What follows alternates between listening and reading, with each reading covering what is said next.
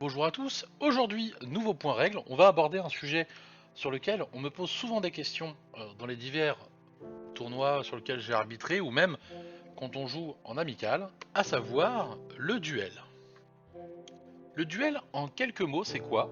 Il s'agit d'une action dite de combat, donc qui nécessite d'avoir un régiment engagé au corps à corps avec la cible de notre action de duel, qui ne peut être donc initié que par un personnage, hormis quelques cas particuliers très spéciaux que nous verrons ensuite. Mais le duel, à quoi ça sert?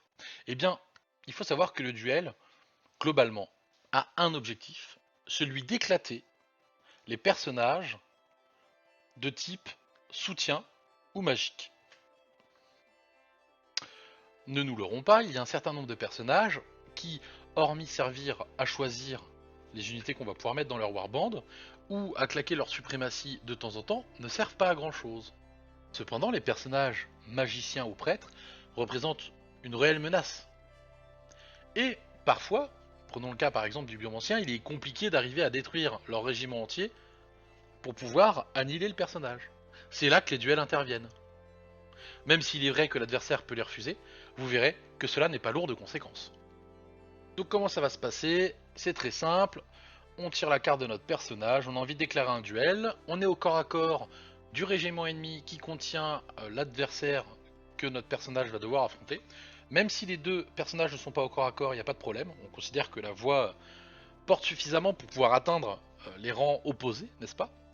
Et donc, on va donc déclarer le duel. Quand le duel se déclare, le joueur adverse a deux choix, soit il accepte le duel, soit il le refuse. S'il le refuse, son régiment devient instantanément broken, donc brisé, avec tous les problèmes qui vont avec, à savoir plus de bonus de resolve, plus de soins, on participe plus pour prendre les objectifs. Enfin, je vais pas vous faire la liste de tout ce que induit un broken, mais c'est pas une bonne idée. Ensuite, si jamais l'adversaire a accepté, nous allons donc effectuer le duel. Même si ça paraît un peu cabalistique, le duel c'est en fait extrêmement simple. Nous allons tout simplement avoir les deux personnages qui vont effectuer une attaque l'un sur l'autre en simultané. C'est-à-dire que le personnage A va lancer autant d'attaques que sa valeur d'attaque, qui va devoir réaliser sous sa valeur de clash. L'adversaire va faire ses jets de défense sous son jet de défense et ou d'esquive en fonction duquel est le plus haut, et ensuite fera son jet de resolve pour chaque blessure qu'il a subie. Le personnage B fera la même chose, et donc une fois que les deux personnages auront fini, le duel sera terminé. Il est à noter que les bonus du nombre de stands fonctionnent aussi pendant les duels. Ça représente la foule en délire qui est derrière son général en train de faire vous allez la voir. Et encore, ça c'est la version polie, n'est-ce pas? Une fois que le duel est terminé, si jamais un ou deux des personnages sont tombés dans ce duel, chaque régiment qui a perdu son personnage va avoir le droit à une reformation de combat gratuite que l'on va considérer comme si le jet de résolve était réussi.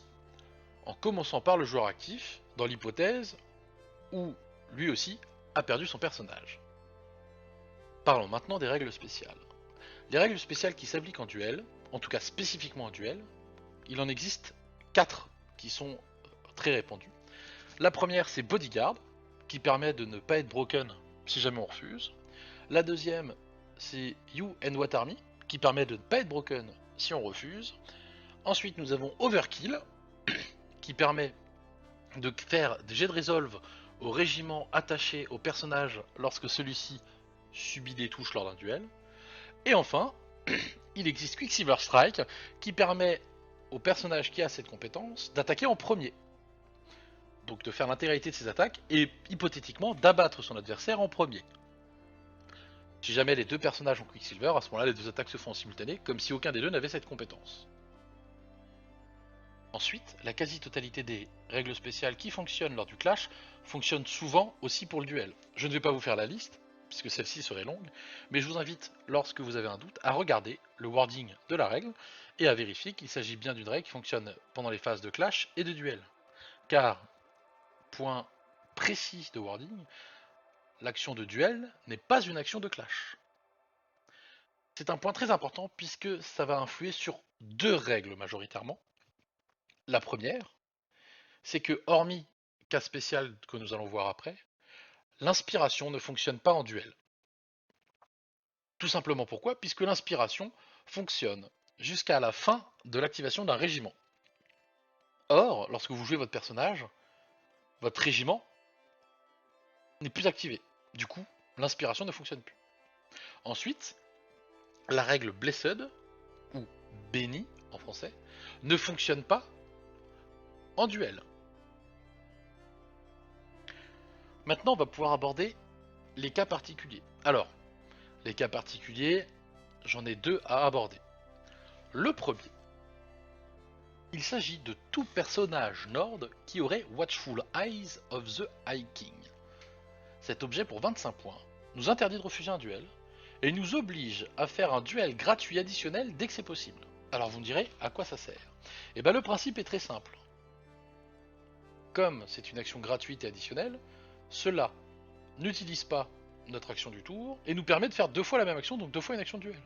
Ce qui veut dire que face par exemple à un biomancien qui aurait peur de nous affronter, nous déclarons d'abord le duel obligatoire, qu'il peut refuser, et ensuite nous avons le droit, comme action de notre tour, de refaire un duel. Ce qui nous permet, grâce à cette mastery, d'avoir obligé l'adversaire à accepter notre duel. Ce qui est très très fort.